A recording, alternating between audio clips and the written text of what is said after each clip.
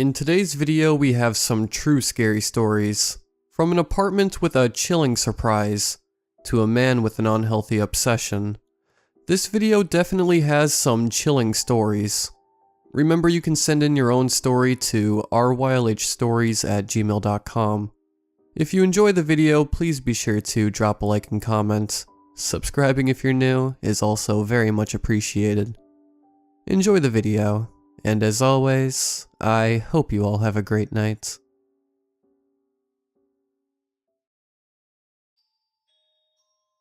It was a cold January when my girlfriend and I moved into our new upper-level duplex.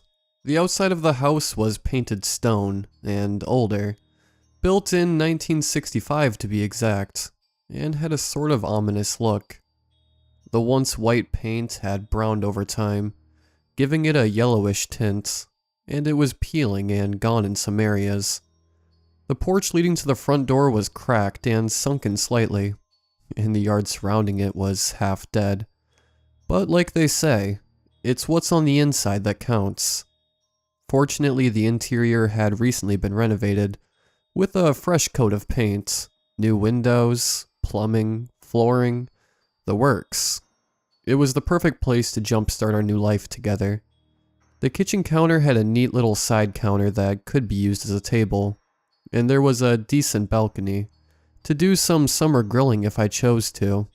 There was a lot of windows, so it meant less energy on lighting, and since it was an older house, there was also a lot of space in weird areas. Behind the wall where the sink and cupboards were, there was a small door to a sort of storage room. Then there was the closet in the bedroom, which was sloped down at a weird angle because of the roof above, which also provided a good deal of space.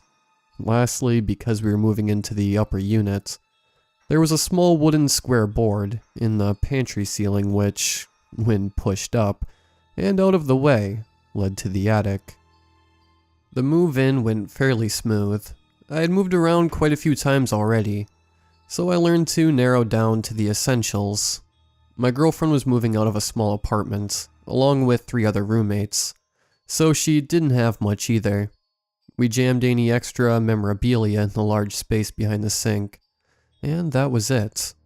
The kitchen side counter was a little small to line up all 4 dining table chairs I owned, so I decided to keep one in the pantry, in case we ever needed to get into the attic. Besides, it was just the 2 of us, so we really didn't need that many chairs there anyways. A few weeks went by, and we both couldn't be happier. I worked graveyard, so she would hold down the fort all night. She didn't mind though. Being the brave night owl that she is, she always had a fear of driving, and had never gotten a license though. So it was up to me to drive her to work, and back every day. But I didn't mind that either. One day I had just gotten done watching an episode of The Twilight Zone, when my girlfriend texted me to pick her up from work. I slipped on my jacket and shoes, and exited the apartment, for the first time lazily deciding not to lock the door.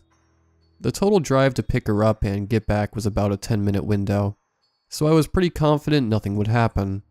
After about 10 minutes, sure enough we were back home, but as I walked up the porch steps and opened the screen door, I paused. The main door to the apartment was wide open. I motioned for my girlfriend to stay back, and after whispering to her what happened, she took a few steps back and waited on the porch step. Thankfully, I kept a baseball bat near my bed, so I bolted up the stairs and practically dove into my room to grab it. I searched everywhere, but to no avail. I breathed a sigh of relief, and waved my girlfriend to come inside. Upon investigation, we found that nothing was stolen either, so we chalked the whole thing up to the wind. I must not have shut it completely. We spent the rest of the night indoors, due to the sub-zero blizzard, which had stirred up, and watched movies late into the morning hours. By the next day, everything was back to normal. We slowly bought new things for the place over the next few months, and time seemed to glide by, until soon it was summer. The days were getting hotter and hotter, and our AC unit was almost never off. My girlfriend had gone to get some canned green beans from the pantry for a tater tot casserole we were making for supper one night, when she smelled it. She called me over to the pantry, and I almost gagged at the odor. It was the first time we had ever smelled something so horrible, and we couldn't find anything in the pantry that was emitting it. A sinking feeling soon enveloped in me as I stood on the extra chair we stored in there and traced the stink to the wooden panel sealing the attic. I lifted the wooden panel cautiously and popped my head into the hot, humid space. Immediately my head was surrounded by swarming flies, and I almost fell off the chair in a fleet of them. The smell was overwhelming. I had to put my shirt over my nose and mouth just to breathe without vomiting in disgust. It was then that I knew something was dead up there. It was an older house, so I figured it was probably a squirrel or some other rodent. Either way, I had to get it out. When I finally pushed myself in the rest of the way and stood up, I pulled out my phone and turned the flashlight on. The attic looked surprisingly clean aside from the flies, and as I scanned my surroundings, the light happened to catch a mass littered with flies near the back corner. It looked pretty big, and as I approached it, I was filled with horror at the sight of the thing. It was a badly decomposed body. A human body. The skin looked dark and leathery as jerky, and it had been reduced to almost a skeleton. The clothes it was wearing looked old and tattered. My hands began to tremble, making the light shine back and forth over the remains. Shadows danced, making it seem animated. I turned around and headed back to the safe light of the floor below, and slowly dropped down to where my girlfriend was waiting patiently. I calmly told her to call the police, and only when I had explained my experience over the phone had she proceeded to sprint down the stairs and out the front door. After a long process, the cops were able to rule out any foul play, and according to the coroner, the body, who had been confirmed to be a homeless man by the name of Roberts, had died of heart failure sometime 3 or 4 months back. When asked how he could have possibly gotten up there, I can only think of the one time that I had not locked the door. I had never thought to check the attic. No one could figure out why he chose to stay in there though, other than attempting to escape the cold clutches of the blizzard that fateful night. He probably figured he'd sleep there and sneak out when we left. The trouble was that he never did leave, and in the end the cold had claimed him anyways. Despite the crazy events that went down, we decided against leaving the apartment. It was a pretty nice place, and the rent was reduced in our favor. Thankfully, it's been 2 months since finding poor Robert, and still no sign of spooky supernatural stuff. Things have been getting pretty much back on track. I still bring my wife to and from work, but now I always lock the door.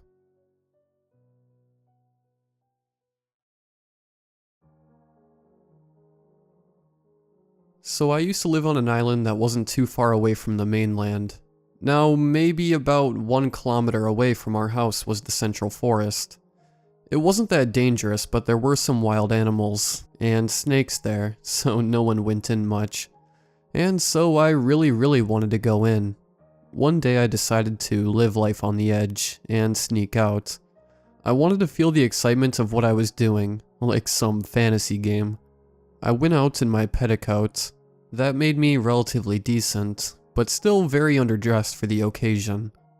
So I was just walking around with only my socks on, listening to music with one earbud, so I could hear stuff around me just in case.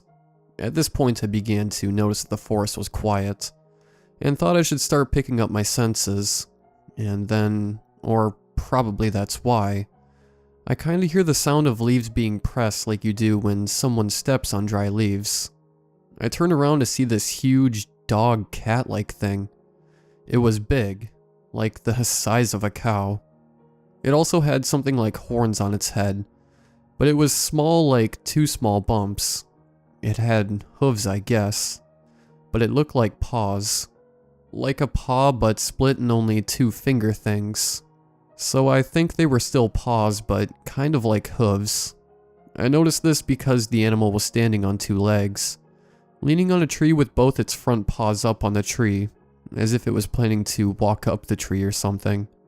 However, it had stopped, and was now looking at me. Its eyes weren't on the front like those of cats and dogs, and its face was kinda pointy, like that of a goat's, so its eyes were on each side, exactly like a goat's, but it definitely looked like a cat dog for some reason. Its eyes were on the sides, but it faced me straight ahead, even though it probably couldn't see me. It then slowly put its paw down, and now looked like it was in one of those weird flexing poses, leaning on the tree with one hand up and one on its front side. I was pretty scared to say the least, and you can imagine why, but I didn't know what to do. Since I had no shoes on and my clothes were not stretchable, running wasn't much of an option. It just stared at me and made no sound at all. This probably went on for a few seconds, but I don't know. I, for some reason, decided to just pretend like I didn't see it and continue walking. I did this and began walking slowly on ahead. This animal stood there for a while, still looking at me, and then stepped down. After about 5 seconds or so, it began walking in the opposite direction. The creepiest part here was that I could still see it looking at me, like it was faced ahead, but I could still see the black of its eyes, pulled all the way back to look at me. I realized I was walking really slow, so I picked up my pace and walked back calmly. On the way back, I heard some weird howl. It sounded like a dog howl. It happened a few times.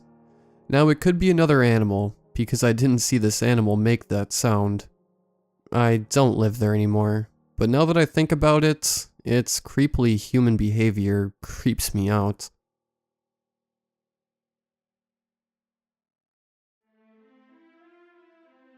This happened 4 years ago, on the day of my 28th birthday. I was working at a small, double-sided, drive-through only coffee stand about 30 minutes outside of Seattle. I'd been working there for about a year at this point, and was always scheduled to work the closing shift during the week, and the opening shift on the weekends. In the 7 years I had worked as a barista at this point, I had never been confronted with a situation that challenged my feeling of security while working alone, and despite having heard numerous stories over the years of other baristas in the area who had suffered violent or dangerous interactions with some of their customers, I considered myself fortunate not to have to place myself among them. Unfortunately, on this day, that would change. Thursday, November 7th, 6:45 p.m. I was preparing to close the stand at 7 p.m. like usual. It was very rare that I would have customers come through the stand past 6:30, and because of this, I felt myself jump slightly when I looked up from the espresso machine I was cleaning to see a man standing behind the glass of the closed window beside me.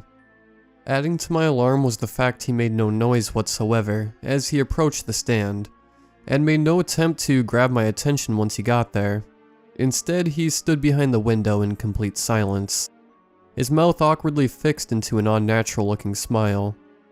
At first, I wasn't sure he was a customer at all, considering the idea he may be a part of a large group of transients and homeless that were known at that time to reside in the area, and who occasionally came up to the stand to ask for free coffee or water.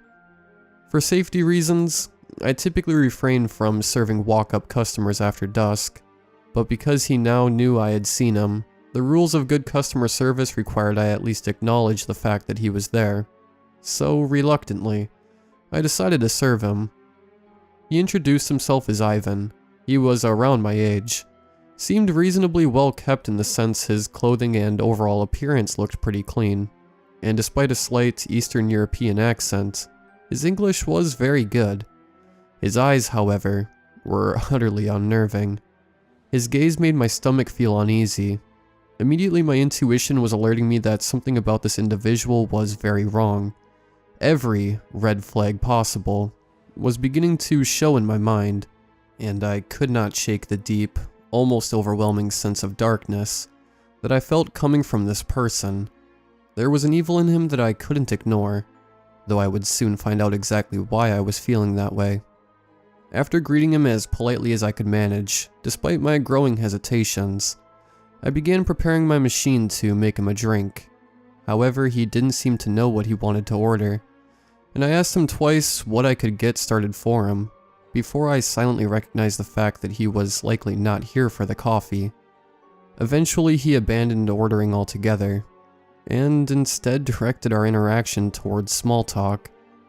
He asked me where I was from, how long I had been working at the stand, etc.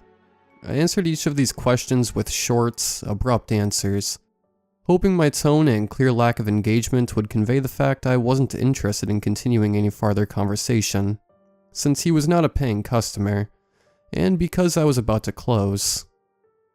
After a long pause, he asked slowly, "So, do you have a boyfriend?"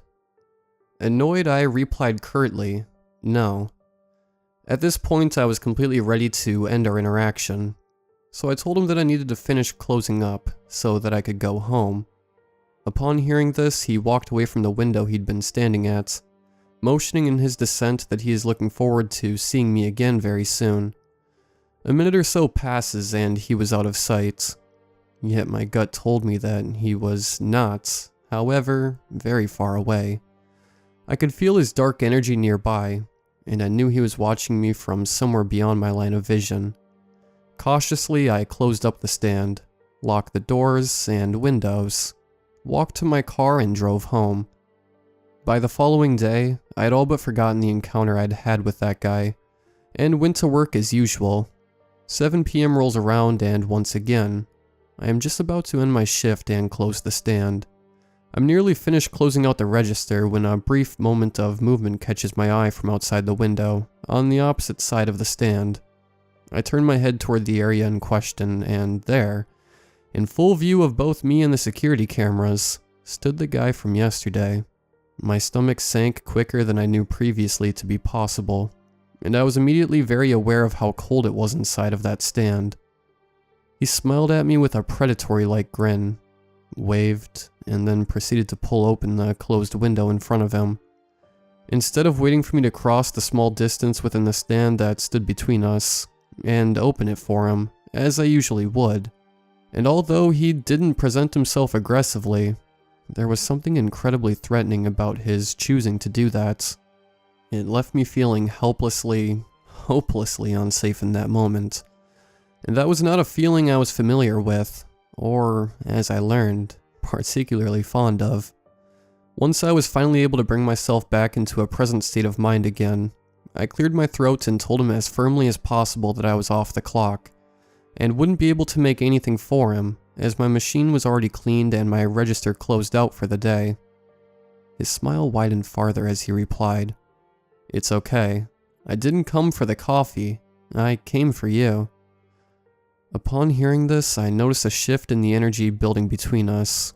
The fear I'd previously been overcome with now made a sudden and jolting transition into a redlining level of irritation.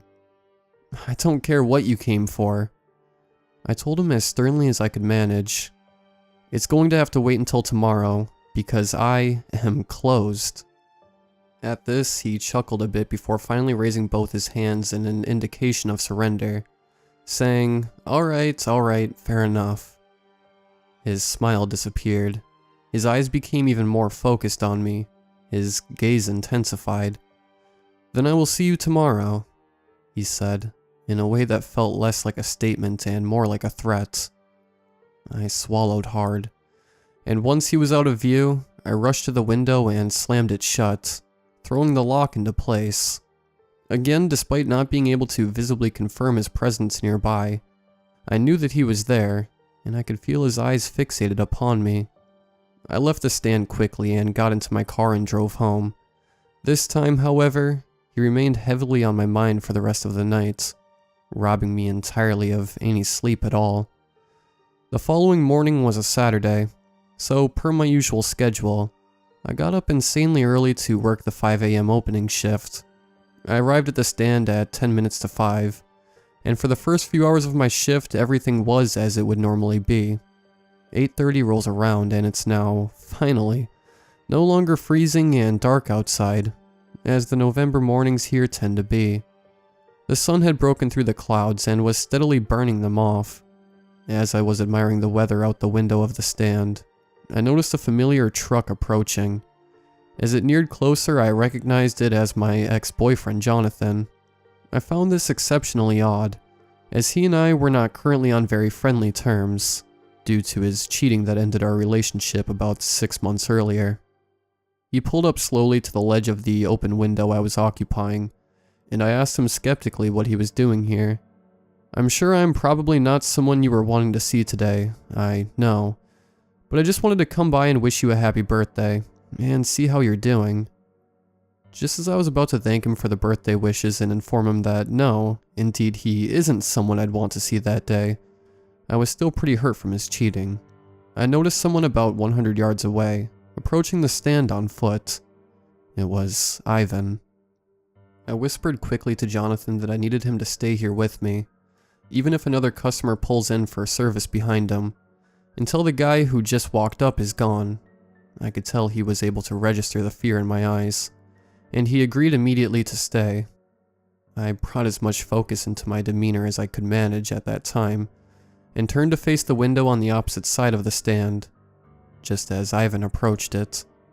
I walked slowly over to him and noticed right away that he'd been crying. His eyes were bloodshot and few tears dripped slowly down his cheeks.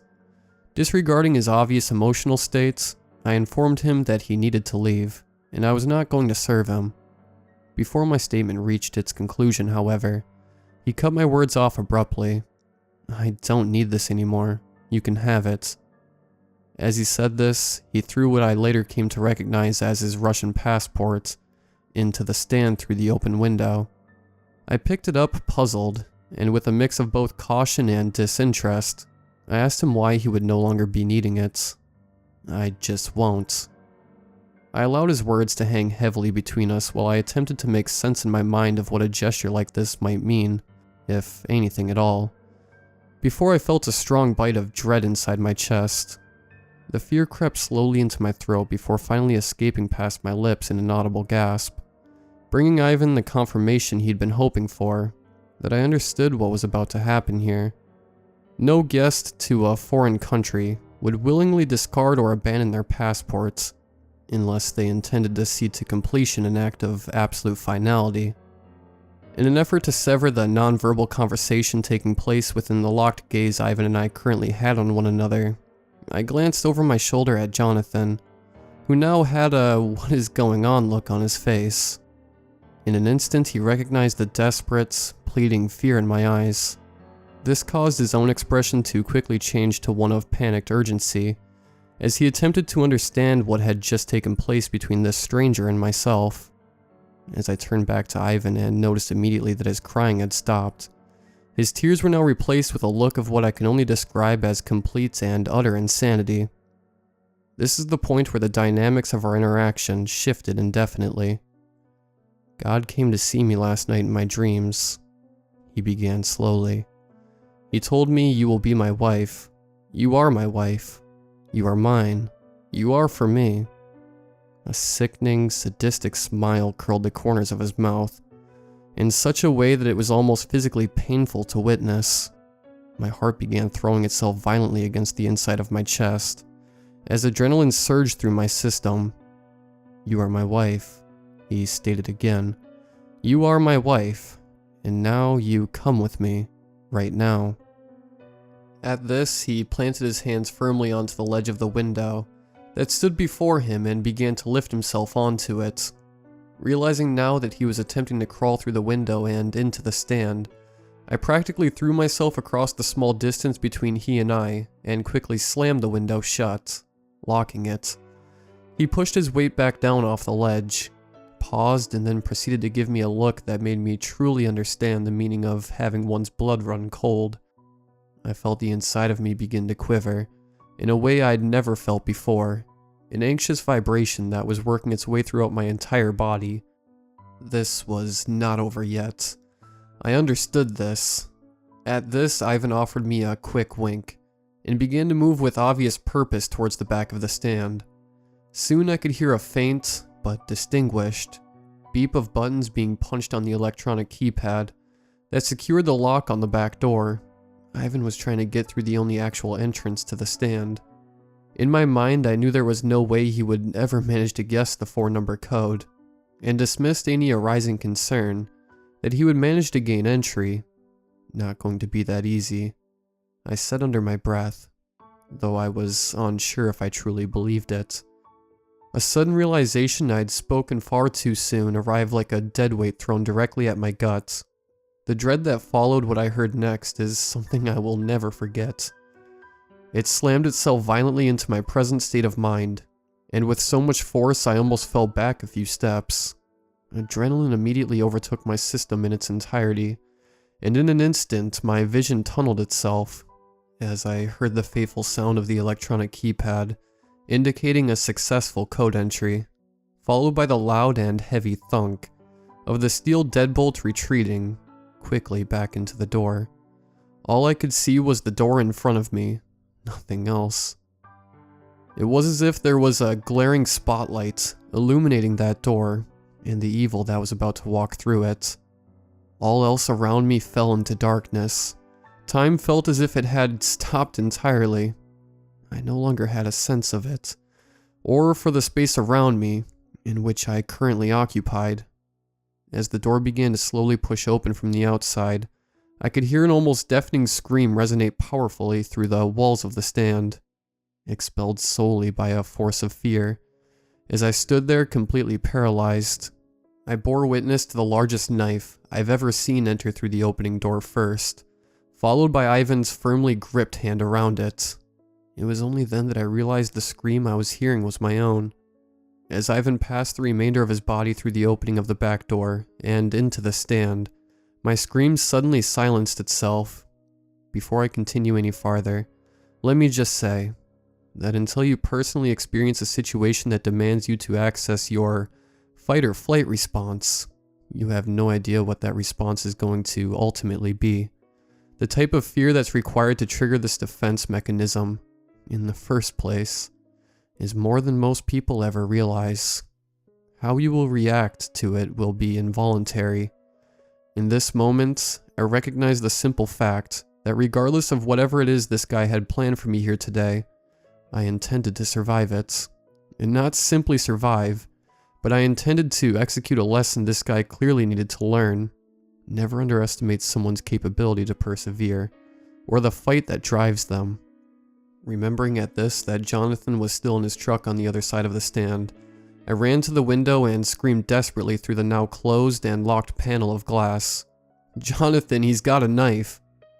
John's eyes grew huge, and he threw open the driver's side door and flew from his truck towards the back of the building. Then in the farthest corner of my vision I caught sight of a dark, looming presence enter into the space of the small interior of the stand. Ivan, now standing no farther than 10 feet from me, reeked of an evil that overtook every inch of space within this small building we now occupied together. It made the air so heavy around me that breathing started to become difficult.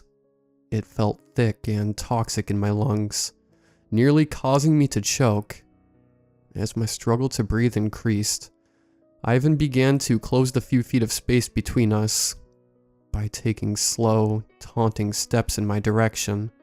His knife was gripped firmly in his hand, which rested at his side, but the look he had on his face in this moment was so intense that it felt as if it were made of its own blade.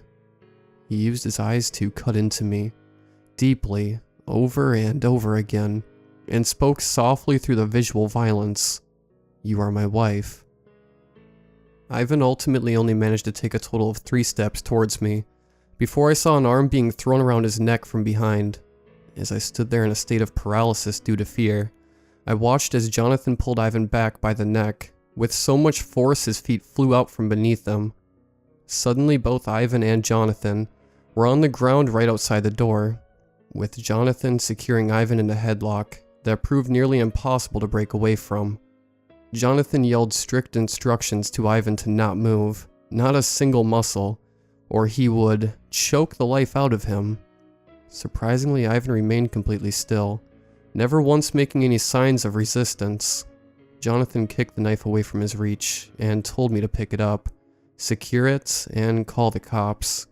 It would feel like hours before the cops arrived, thanks to the massive amount of adrenaline still in my system, though in reality, it was really only a few minutes. Soon the entire area was completely overtaken by more law enforcement, than I had ever witnessed respond to a single call before.